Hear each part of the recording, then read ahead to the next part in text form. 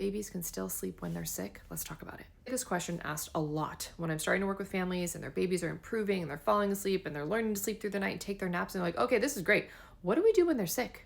Being ill does not take away your child's sleep skills that they have learned. They can still put themselves to sleep. My boys have slept through colds and flu and bronchitis and all these things.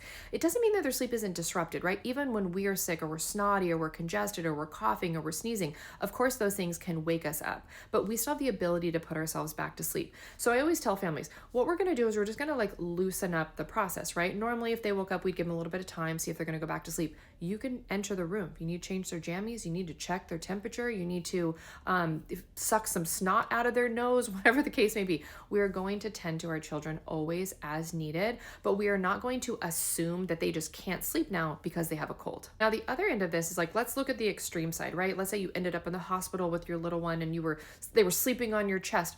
1000%, that is what you are going to do. Once your child is healthy and then you're ready to get sleep back on track at home and them sleeping independently, then that's just what we do.